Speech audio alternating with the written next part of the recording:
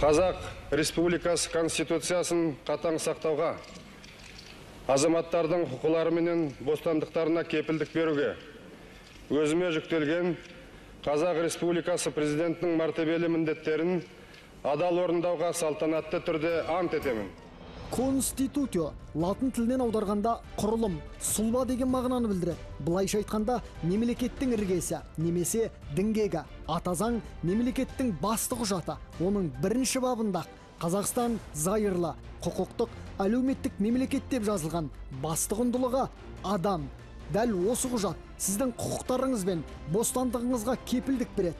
Кез келген әділетсіздікке ұрынғанда араша түсетін, зұлымдықтан қорғайтын да осы құжат. Онсыз ешбір мемлекет ел санатына жатпайды. Тәуелсіздігімізді алғаннан кейін бізге бүгінгі өмір шындығымен және алдағы уақытпен бірге қадам басып, өткен ұрпақтың іс тәжірибесімен жарқын болашаққа деген сенімді жинақтаған негізгі заң қажет болды. Тәуелсіз Қазақстанның Конституциясы ашық және демократиялық қоғам орнатудың негізгі принциптерін баянды етуге тиіс болатын. Қазақстан Республикасының тұңғыш президенті Нұрсұлтан Назарбаев. Қазақстанның ата заңы әлемдегі 20-дан астам дамыған және дамушы елдердің конституцияларын зерттеп, саралаудың нәтижесінде жасалды. Басты құжатты талқылауға 3.345.000 адам қатысқан. Халық тарапынан 31.886 ұсыныс түссе, соның 1.100-і Конституция жобасына енгізіліпті. Жұмыла жазған еңбек жоғары бағаланып, еліміздің ата заңы әлемдегі адамзаттық құндылықтарды дәріптейтін ең үздік 50 конституцияның бірі болған. Заң адам пайдасына жазылады. Адам заң үшін тумайды ғой. Әлихан Бөкейхан. Егеменді ел тарихындағы ең демократияшыл құжаттың ықпалымен бүгінде еліміз өркендеу жолына түсті. Тәуелсіздігіміздің тірегі барлық заңдардың бастауы болды. Есесіне саяси экономикалық, әлеуметтік реформалардың ілгері басуына, дамудың қайнар бастауына жол аштық. Әлем таныған Қазақстанға айналдық.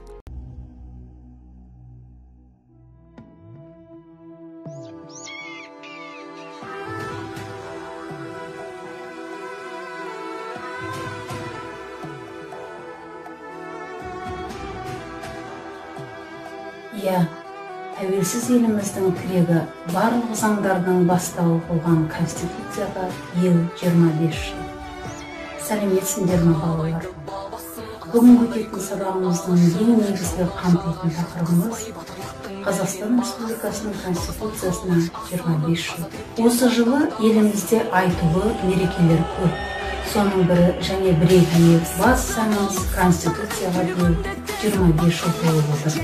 Біз ортақ тарихи тағдыры біріктірген Қазақстан халқы байырғы қазақ жерінде мемлекетті құра отырып, өзімізді еркіндік, теңдік және татулық мұраттарына берілген бейбітшіл азаматтық қоғам деп ұғына отырып, дүниежүзілік қоғамдастықта лайықты орын алуды тілей отырып, қазіргі және болашақ ұрпақтар алдындағы жоғары жауапкершілігімізді сезіне отырып, өзіміздің егеменді құқығымызды негізге ала отырып, осы Конституцияны қабылдаған еліміз. Сондықтан Конституцияны құрметтеу, оны ұлықтау біздің басты парызымыз. Қазақ елінде заң үстемдігін орнатамыз десек, ең алдымен Конституцияны және осыған негізделген барлық заңдармен өзге де бұлжытпай орындап сақтай білуіміз керек. Сөздің қадіріне жеткен қазақ елі ежелден-ақ заңдарын айғақтанба басқандай жазып қолданып отырған. Атап айтқанда, Қасым ханның қасқа жолы, Есім ханның ескі жолы, Әз Тәукенің жеті жарғысы. Кей деректерге сүйенсек балалар, Конституция алғаш рет Англияда 1679 және 1688 жылдары құқықтар жөніндегі еуропейдің атпен қабылданған. Ал жазбаша Конституция 1787 жылы ақш-та, одан кейін 1791 жылы Франция мен Польшада өмірге келіпті. Әрине бұл әрі құрлық Еуропаның қайта жаңғыру дәуірінен кейінгі демократиялық қоғамға жасаған алғаш қадамдарының бірі. Ал Қазақстанда Конституция 1924 жылы, одан кейін 1937 жылдары жазбаша түрде қабылданды дегенімізбен, бала демократиясына сүйенсек, қазақ елі ежелден салт дәстүр, белгілі заң қағидаларын басшылыққа алған билік институтымен қоғамдық мәселелерін реттеп отырды.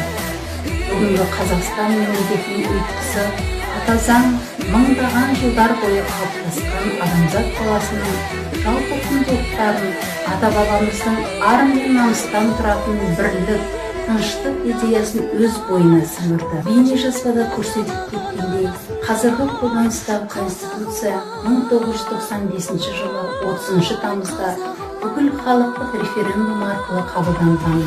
Оған дейін, яғни Қазақстан тәуелсіздік алғаннан кейін 1993 жылы 28 қаңтарда өзінің алғашқы ата заңын қабылдаған болатын.